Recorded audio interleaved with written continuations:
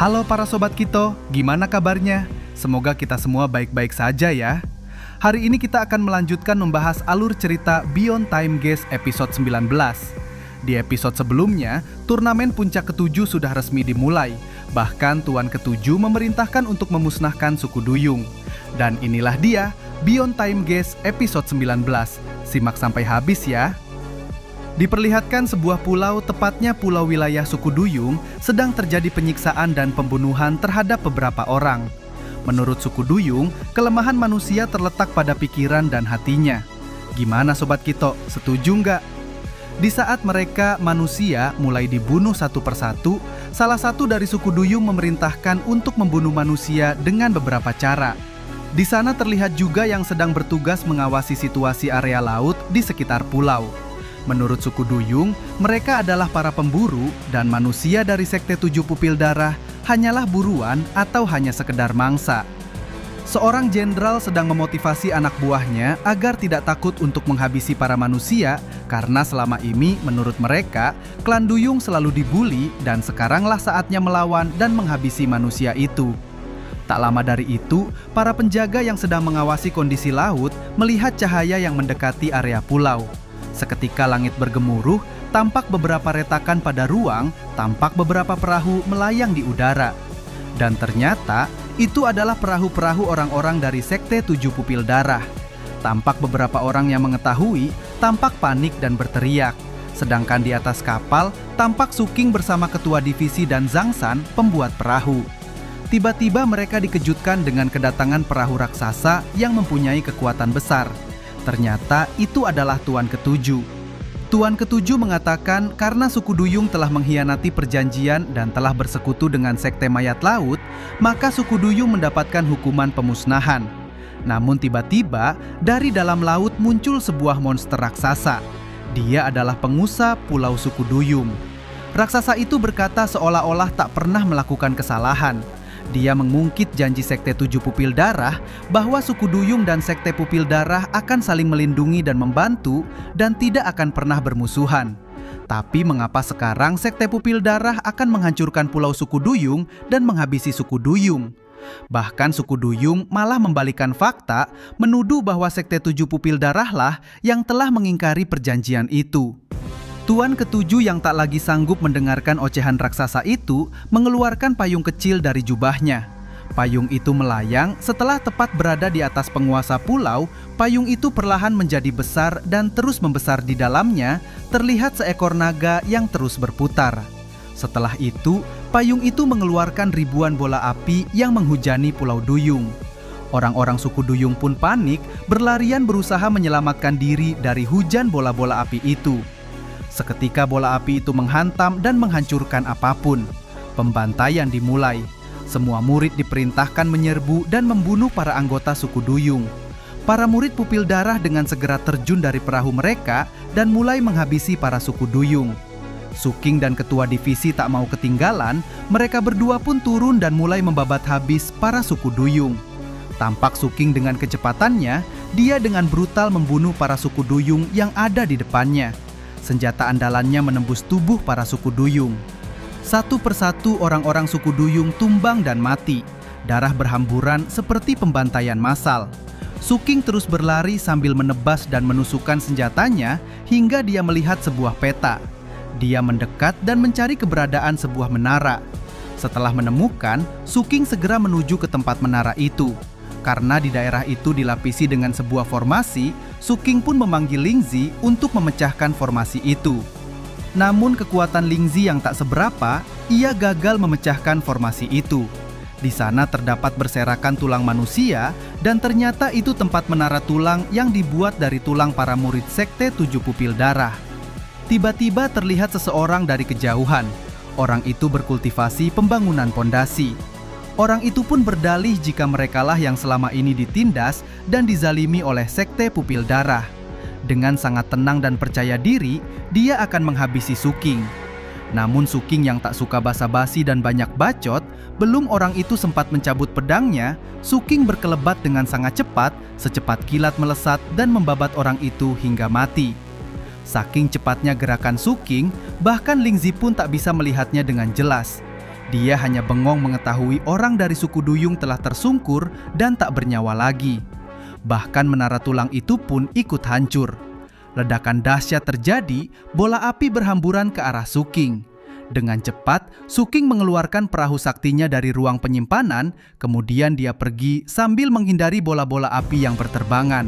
Di dalam pelariannya, Suking merasakan sebuah kekuatan besar keluar dari balik awan. Sebuah monster yang mempunyai banyak kepala dan tangan mirip seperti kelabang. Ternyata itu adalah sekte mayat laut penguasa Pulau Suku Duyung. Tampak sangat senang, dia tertawa lepas karena akhirnya bantuan pun datang. Dia yakin jika Tuan Ketujuh akan dengan mudah dikalahkan oleh utusan sekte mayat laut. Di saat monster itu melintas tepat di perahu milik Suking, dia mencoba bersembunyi agar tak terlihat. Bahkan Suking meminta Lingzi juga untuk bersembunyi. Namun karena kebodohan Lingzi, dia pun terlihat oleh raksasa itu. Raksasa itu yang mengetahui di dalam perahu ada seseorang, dia pun mengibaskan perahu Suking sehingga perahunya terlempar jauh beberapa meter. Masih beruntung, Suking dan Lingzi masih selamat dari serangan monster sekte mayat laut. Di sisi lain, Tuan Ketujuh yang mengetahui sekte mayat laut datang, ia segera mengeluarkan sebuah cahaya merah. Cahaya itu melesat maju dan menghantam permukaan laut. Sebuah ledakan dahsyat terjadi. Namun tak lama dari itu, sebuah cahaya menyemburat ke langit. Dari cahaya yang bersinar muncul sosok raksasa. Dia adalah leluhur sekte Tujuh Pupil Darah. Semua orang sekte Tujuh Pupil Darah bersujud menyambut kedatangan leluhur mereka. Tuan Ketujuh memang sudah merencanakan hal itu. Ketika sekte mayat laut datang untuk membantu suku Duyung, dia akan memanggil leluhur sekte Tujuh Pupil Darah untuk menghadapinya. Sedangkan penguasa pulau wilayah Duyung terkejut dengan kedatangan leluhur sekte Tujuh Pupil Darah. Karena menurut informan dari suku Duyung, bahwa leluhur sekte Tujuh Pupil Darah sedang berlatih tertutup. Yang lebih membuatnya terkejut adalah tingkatan kultivasi leluhur telah mencapai pemurnian darah. Sebuah untayan aliran darah keluar dan menyerang ke arah raksasa sekte mayat laut. Untayan darah itu melesat menembus tubuh raksasa itu. Melihat kekuatan leluhur sekte Tujuh Pupil Darah, raksasa dari sekte mayat laut ketakutan dan melarikan diri. Penguasa Pulau Duyung baru menyadari jika suku Duyung hanyalah umpan supaya orang-orang sekte mayat laut muncul dan sekte Tujuh Pupil Darah bisa menghabisi mereka. Di sisi lain, tampak Suking sedang menuju menara pembentukan pondasi. Di menara itu terdapat artefak suci yang bernama lampu nafas roh. Suking berniat untuk mengambil lampu nafas roh tersebut. Namun jika gagal, setidaknya dia harus mendapatkan pil pembentukan pondasi. Suking pun memerintahkan Lingzi untuk mencari tahu tentang menara itu. Lingzi dengan cepat mengeluarkan kemampuannya untuk menerawang jarak jauh. Dia bisa melihat dengan sangat detail isi dan kondisi menara itu. Setelah itu, Lingzi membuatkan peta dan meminta Suking untuk memeriksanya. Di menara memang benar terdapat artefak suci lampu nafas roh. Namun lampu itu dijaga oleh beberapa orang suku Duyung dengan tingkat kultivasi pembangunan pondasi. Setelah mendapatkan informasi dari Lingzi, Suking langsung menjalankan perahunya dengan kecepatan tinggi. Sedangkan Lingzi terus moceh memberikan saran agar Suking masuk dari belakang dan memukul pingsan para penjaga. Suking hanya diam, dia malah menambah kecepatan perahunya. Lingzi merasa heran, kenapa Suking menambah kecepatan?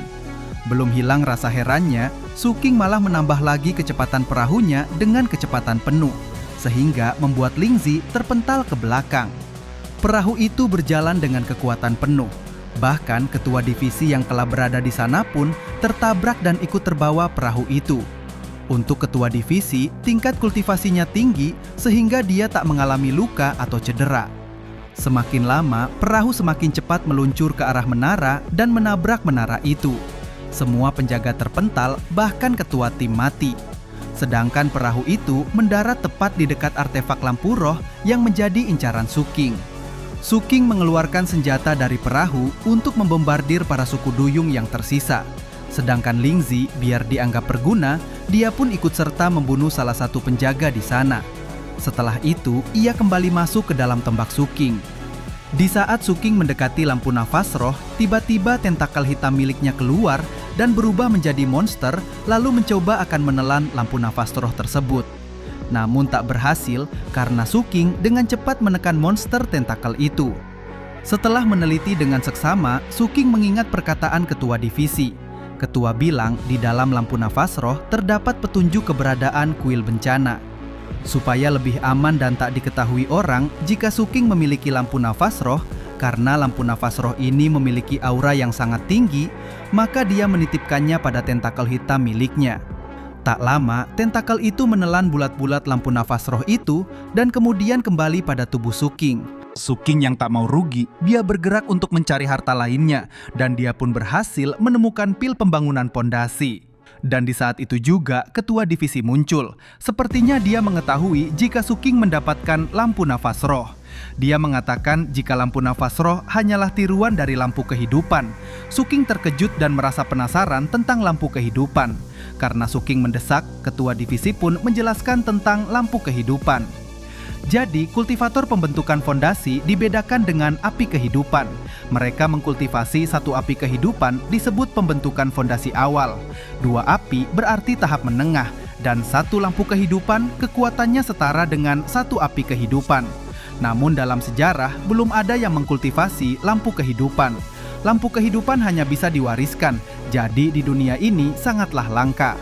Ketua juga memberitahu Suking jika lampu nafas roh sangat berkaitan dengan lampu kehidupan.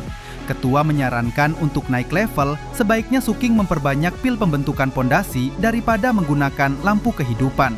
Ketua pun berkata jika di pulau ini hartanya tidak seberapa, namun harta yang sesungguhnya ada di dasar laut. Dan ketua pun mengajak Suking untuk menjelajah ke dasar laut. Mereka berdua pun meninggalkan tempat itu. Dan berakhirlah episode kali ini dan akan berlanjut ke episode selanjutnya yang lebih seru lagi pastinya. Sampai jumpa di episode selanjutnya. Salam kultivasi.